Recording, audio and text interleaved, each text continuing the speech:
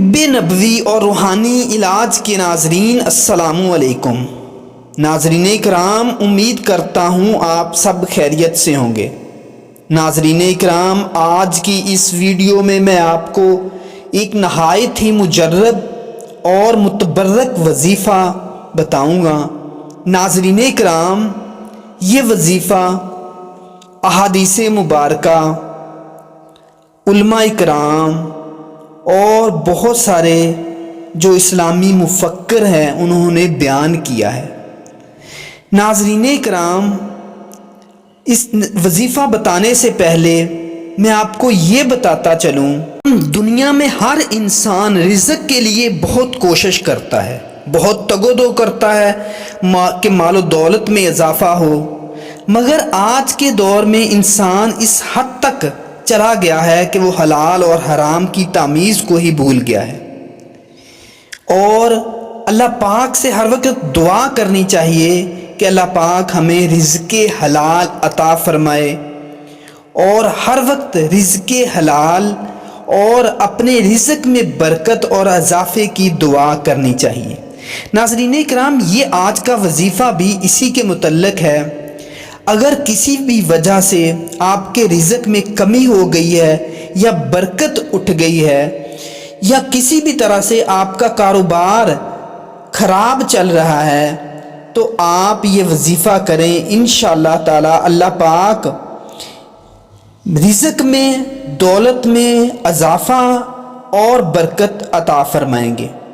ناظرین کرام، یہ نہایت ہی مجرب وظیفہ ہے اور آپ نے اکثر اوقات علماء کرام سے اس کے بارے میں سنا ہوگا۔ میں یہ ویڈیو زیادہ لمبی نہیں کروں گا، آپ کو بتاتا ہوں۔ آپ نے نماز فجر کے فرض اور سنتوں کے درمیان میں بیٹھنا ہے، اور یہ وظیفے کے لیے شرط ہے کہ آپ نے صرف نماز فجر کے بعد کرنا ہے۔ نماز فجر میں فرض اور سنتوں کے درمیان یہ وظیفہ کرنا ہے۔ جب آپ 2 سنتیں پڑھ لیں تو درمیان میں ایک بار درود ابراہیمی پڑھنا ہے اول و آخر، اور درمیان میں سبحان اللہ و بحمدہ و سبحان اللہ العظیم و بحمدہ استغفر اللہ، سبحان اللہ و بحمدہ سبحان اللہ العظیم و بحمدہ استغفر اللہ۔ آپ نے 100 مرتبہ پڑھنا ہے، مطلب ایک تسبیح مکمل کرنی ہے۔ ناظرین کرام، یہ الفاظ یا یہ وظیفہ اسم اعظم کی حیثیت رکھتا ہے، اور اس کے لیے ضروری ہے کہ آپ صبح کی فجر کی نماز کی سنتوں کے بعد اس کو پڑھیں، فرض نماز پڑھنے سے پہلے۔ لیکن اگر کسی وجہ سے ٹائم نہ ہو، فرض نماز جماعت کھڑی ہو جائے یا ٹائم کم ہو، تو فرض نماز پڑھنے کے بعد بھی آپ پڑھ سکتے ہیں۔ کوشش کرنی ہے کہ سنتوں کے بعد پڑھیں، اگر ٹائم کم ہو تو فرض نماز کے بعد بھی آپ اس کو ادا کر سکتے ہیں۔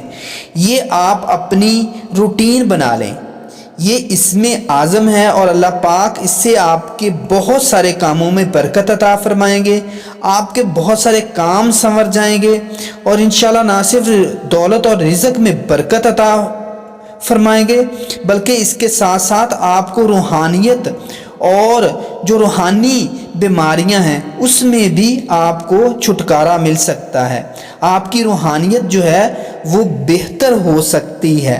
اس کے علاوہ مختلف جو جسمانی بیماریاں ہیں ان میں آپ کو شفا انشاءاللہ شفائے کاملہ مل سکتی ہے۔ اللہ پاک آپ کو بہت ساری آسانیاں نصیب فرمائے اور آسانیاں بانٹنے کی توفیق عطا فرمائے۔